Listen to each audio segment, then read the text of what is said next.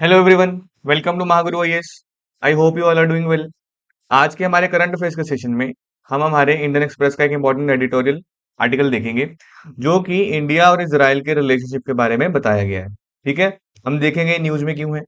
अभी recently Israel और Gaza के बीच में पीस एग्रीमेंट साइन हुआ है, जिसमें जो बड़ी बड़ी मेजर कंट्रीज है, यूएसए, इजिप्ट, कतार, इन लोगों ने मिलकर एक पीस एग्रीमेंट साइन करवाया है। बड़े टाइम से इजराइल पैलेस्टीन मतलब बेसिकली गाजा में यहाँ पे वॉर चल रही थी, जिसकी वजह से लाखों लोग मारे गए हैं। इसके चलते जब ये पीस एग्रीमेंट साइन हुआ, जब सीज फायर का ऐलान हुआ, उसके बाद इंडिया इजराइल का जो रिलेशनशिप है वो हमारे लिए इंपॉर्टेंट हो जाता है। हमारे लिए जानना कि टेक्निकलिटीज क्या है, उनकी जो सिचुएशन क्या है, उनके कोऑपरेशन के एरियाज क्या है। ठीक है, हम स्टार्ट करेंगे हिस्टोरिकल डेवलपमेंट से कि अगर हम पहले पुराने इतिहास में जाएं कि दोनों देशों के जो रिश्ते थे वो कहाँ से कैसे शुरू हुए। सबसे पहले डिस्टेंस एंड हेजिटेंट। 1948 से 1992 तक इनके बीच में ज्यादा कुछ बहुत अच्छा रिलेशनशिप नहीं था। इंडिया और इसराइल दोनों ही बहुत हेजिटेंट थे स्टार्टिंग में। ठीक है, इंडिया ने ऑल दो 1950 में इसराइल को फॉर्मली जरूर रिकॉग्नाइज करा था, बट कोल्ड वॉर डायनेमिक्स के चलते कभी भी उसके साथ फुल डिप्लोमेटिक रिलेशंस एस्टेब्लिशमेंट नहीं करा गया। ठीक है, क्योंकि डायनेमिक्स उस हिसाब से देश में ऐसा था, यूएसए एक तरफ था, यूएसआर एक तरफ था, और बाकी की जो वर्ल्ड की कंट्रीज थी वो डिवाइडेड थी। इंडिया ने 1950 में इसराइल को रिकॉग्नाइज करा एज अ कंट्री, बट उसके साथ कभी भी फुल डिप्लोमेटिक रिलेशन एस्टेब्लिश नहीं करे। ठीक है, उसके बाद कोविड कॉपरेशन मतलब धीरे धीरे करके हमने स्टार्ट करा। ऑल दो दोनों देशों के बीच में कॉन्टेक्ट एग्जिस्ट करते थे। खास करके इसराइल ने बहुत चुपके से, बहुत लिमिटेड तरीके से डिस्क्रीट मिलिट्री एड दी थी इंडिया को, जब इंडिया 1965 की वॉर लड़ रहा था और 1971 की वॉर लड़ रहा था पाकिस्तान के खिलाफ। ठीक है, तो इसराइल ने बड़े चुपके चुपके यहाँ पे हमको हथियार भी सप्लाई करे हैं। उसके बाद 1992 से 2014 का अगर फेज देखें तो full normalization and defence pivot, यहाँ पे रिश्ता बदलना शुरू हो गया।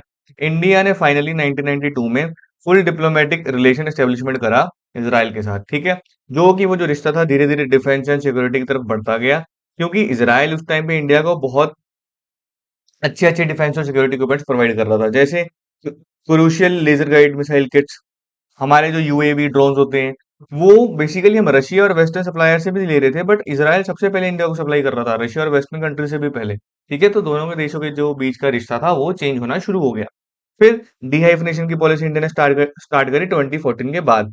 डीहाइफिनेशन की पॉलिसी क्या बोलती है कि हमारा जो इसराइल के साथ रिश्ता होगा वो इंडिपेंडेंट रिश्ता होगा। हम ये नहीं देखेंगे कि हमारा पैलेस्टीन के साथ पुराना कितना अच्छा रिश्ता रहा है या हम किसी के साथ इनजस्टिस तो नहीं कर रहे हैं। हम इसराइल को एक इंडिपेंडेंट कंट्री की तरह ट्रीट करेंगे, हम किसी भी थर्ड वर्ल्ड पार्टी में इंटरफेयर नहीं करेंगे। इसराइल के साथ हमारी लग डीलिंग है और पैलेस्टीन के साथ हमारी लग डीलिंग है, और आपस के दोनों के जो रिश्ते हैं वो हमारे रिलेशनशिप को खराब नहीं करेंगे। एग्जाम्पल की अगर बात करें, ITU2 एक प्लेटफॉर्म बनाया गया था, इंडिया, इजराइल, यूएसए और यूएई जिसके मेंबर थे। ये जॉइंट इन्वेस्टमेंट्स के ऊपर बात करते हैं, जो कि हमारे इंडिया की डीहाइफिनेशन पॉलिसी को शो करता है कि India is ready to deal with Israel as a independent nation. उसको पैलेस्टीन से इफेक्ट होने की जरूरत नहीं है।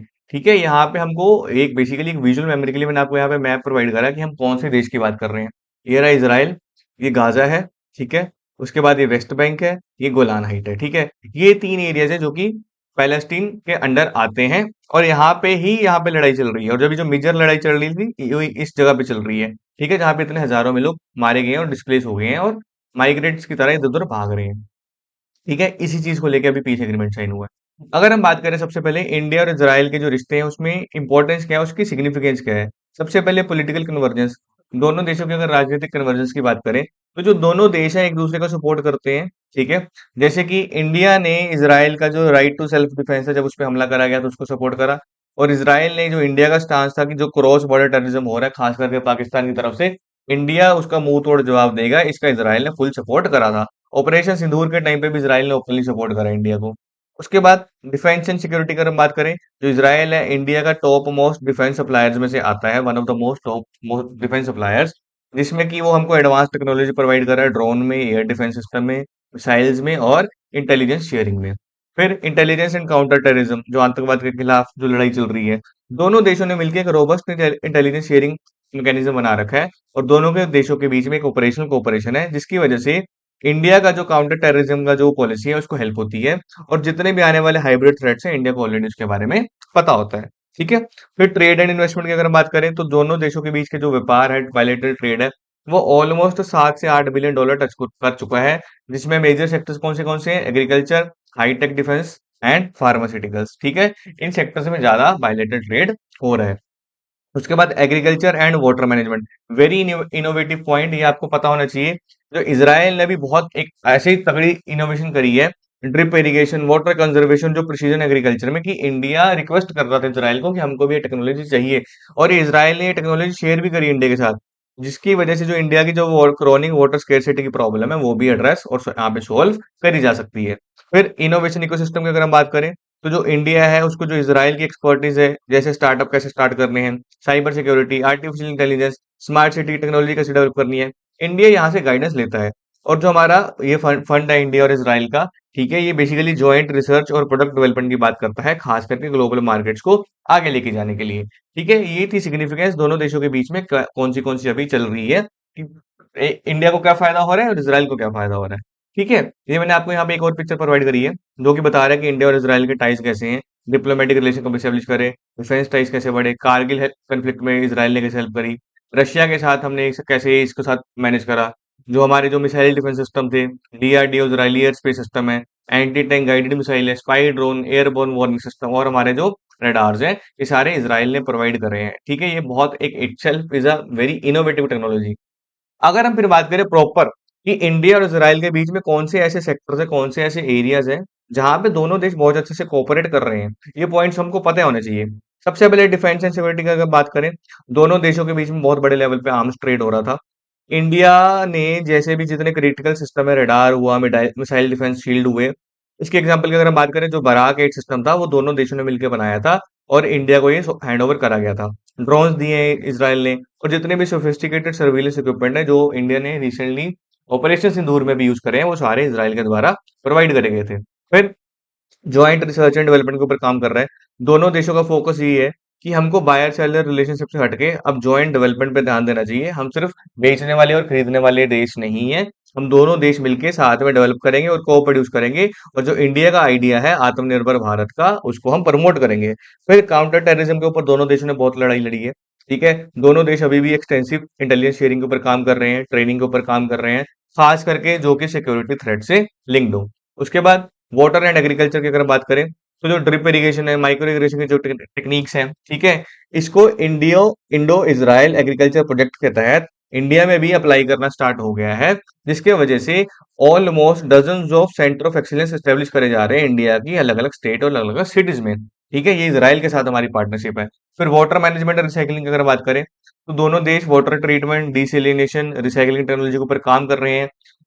इसका मतलब ये था कि समंदर के पानी से हम पीने का पानी, यूजेबल पानी कैसे बना सकते हैं, ये टेक्नोलॉजी सबसे पहले इसराइल ने डेवलप करी है, और इसराइल इंडिया को इसको हेल्प करने में आगे बढ़ रहा है। ठीक है, ताकि जो इंडिया की अर्बन वाटर स्केर्सिटी प्रॉब्लम है उसको एड्रेस करा जा सके। फिर साइबर सिक्योरिटी और रिसर्च एंड डेवलपमेंट का हम देखें, तो दोनों देशों के बीच में बहुत डीप कोऑपरेशन है। ज्वाइंट रिसर्च और फंडिंग के चलते हाई टेक एरियाज हैं, जैसे India Israel industrial R&D and technical innovation fund, ये हमने II4F फंड बनाया था, जो कि हमारे डिफेंस, हमारे टेक्नोलॉजिकल और हमारे इंडस्ट्रियल एस्पेक्ट के ऊपर काम करता है। फिर ITU2 grouping, India Israel USA UAE, ठीक है, ये 4 मेंबर्स हैं।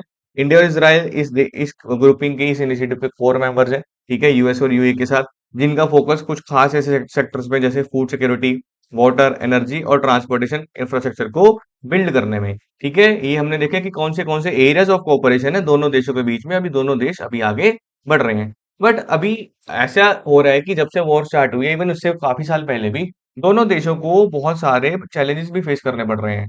चैलेंजेस कुछ ग्लोबल भी हैं, कुछ लोकल भी हैं, कुछ इकोनॉमिक भी हैं। तो लेट्स स्टार्ट। सबसे पहले पैलेस्टीन का इशू बहुत बड़ा चैलेंज है इंडिया के लिए। इंडिया ऑल दो डिहाइफनेशन पॉलिसी को फॉलो करता है। डिहाइफनेशन मतलब यहाँ पे इसराइल है, यहाँ पे पैलेस्टीन है, यहाँ पे इंडिया है। इंडिया की जो इसराइल के साथ डीलिंग है वो पैलेस्टीन के रिश्ते को इफेक्ट नहीं करेगी, जो इंडिया की पैलेस्टीन के साथ डीलिंग है वो इसराइल के रिश्ते को इफेक्ट नहीं करेगी। ठीक है, मतलब दोनों देश आपस में इंडिपेंडेंट ट्रीट कर सकते हैं।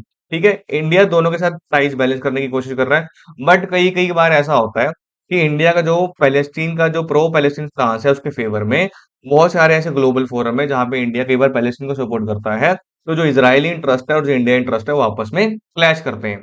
फिर एनर्जी और डायस्पोरा की अगर हम बात करें, जो इंडिया की जो डिपेंडेंस है वो गल्फ रीजन के ऊपर ज्यादा है, इंडिया ज्यादा उस पर डिपेंडेंट है। ठीक है, और वहां की जो पॉपुलेशन है, इंडिया की जो मतलब लोग हैं वो गल्फ कंट्रीज में ज्यादा रहते हैं।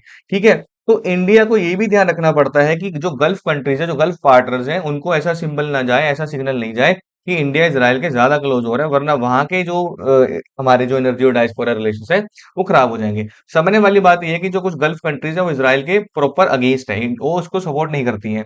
अगर इंडिया का इसराइल के साथ रिश्ता बढ़ जाएगा तो उन गल्फ कंट्रीज को प्रॉब्लम हो जाएगी। फिर ईरान और चाइना फैक्टर यहाँ पे रोल प्ले करते हैं।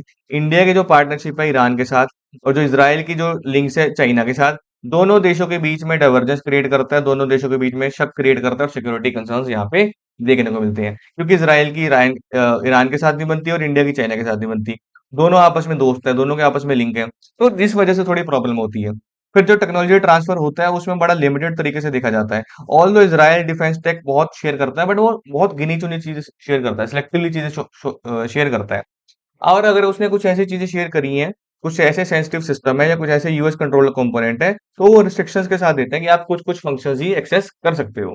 उसके बाद नॉन डिफेंस ट्रेड रिलेटिव, अगर हम बात करें दोनों देशों के रिलेशंस में, अगर हम डिफेंस ट्रेड को हटा दें, ठीक है, तो जो दोनों देशों का जो बायलेटरल ट्रेड है वो ऑलमोस्ट स्टेगनेंट है। वो 6 से 8 बिलियन डॉलर के अराउंड खड़ा है। डिफेंस के अलावा और ज्यादा कुछ हम नहीं कर पा रहे हैं, जिसकी वजह से जो हमारी डाइवर्सिफिकेशन है वो बहुत ज्यादा लिमिटेड है। फिर इंटेलेक्चुअल प्रॉपर्टी राइट्स इशू देखने को मिलते हैं। इसराइल जब इंडिया में आता है तो इंडिया को ये बोला जाता है कि हमारे को जो आईपीआर प्रोटेक्शन रिजाइम है वो और स्ट्रॉन्ग चाहिए, खास करके सॉफ्टवेयर और डिजिटल टेक्नोलॉजी के लिए। बट इंडिया इसको इतना ओपनली सपोर्ट नहीं करता है, क्योंकि इंडिया को अपनी डोमेस्टिक इकोनॉमी भी देखनी है। फिर पब्लिक ओपिनियन इन इंडिया इसमें भी बहुत मैटर करता है। बहुत बारे ऐसे इंसिडेंट हुए हैं, ऐसी रैलीज हुई हैं, जहाँ पे खास करके ये देखा गया है कि जो पैलेस्टीन के प्रति डोमेस्टिक सिंपैथी है, एक नेचुरल सिंपैथी देखी जाती है, जिसकी वजह से इंडियन गवर्नमेंट के ऊपर प्रेशर पड़ता है, ताकि इसराइल के साथ ज्यादा क्लोज भी ना है और पैलेस्टाइन को ज्यादा बुरा भी ना लगे। ठीक है, ये प्रॉब्लम्स है, ये चैलेंजेस हैं जो भी एट प्रेजेंट इंडिया फेस कर रहा है इसराइल के साथ रिलेशनशिप निभाने में। ये आपको पिक्चर में भी मैंने आपको बताया कि पैलेस्टीन का इशू है, ईरान और चाइना फैक्टर्स यहाँ पे आ रहे हैं, डायस्पोरा है, उसके बाद हमारा जो टेक्नोलॉजी ट्रांसफर है वो लिमिटेड है बहुत ज्यादा।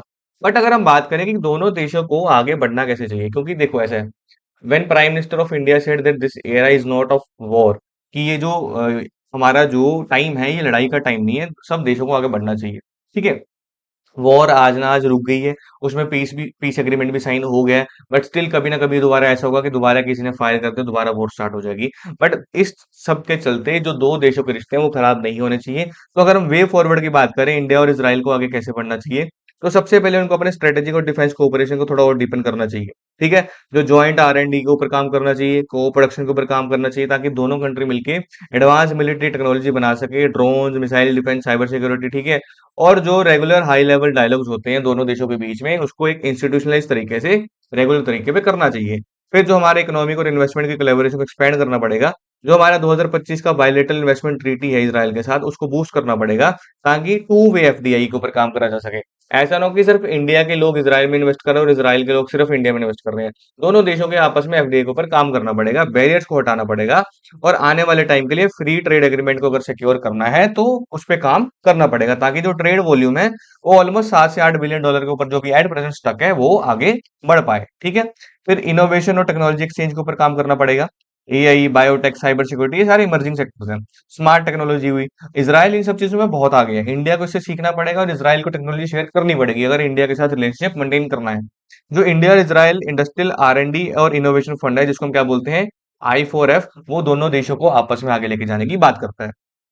फिर नॉलेज कॉरिडोर्स, हमको प्रॉपर एक स्ट्रक्चर्ड नॉलेज कॉरिडोर्स एस्टेब्लिश करने चाहिए, ताकि जो हमारी major R and D institution है जो कि रिसर्च एंड डेवलपमेंट के ऊपर काम कर रही हैं, जैसे आईआईटी हुई, इंडियन इंस्टीट्यूट ऑफ साइंस हुआ बेंगलोर का, ठीक है, उनको टॉप जो इसराइल यूनिवर्सिटी उनके साथ कोलैबोरेट करना चाहिए, रिसर्च सेंटर्स ओपन करने चाहिए, ताकि कंटिन्यूस और स्टडी फ्लो बना रहे, एक रिसर्च टैलेंट दोनों देशों में आपस में बहता रहे, और जो जॉइंट डिस्कवरी के ऊपर हम काम कर सकें। ये थे हमारे पॉइंटर्स कि दोनों देशों को आगे कैसे बढ़ना चाहिए।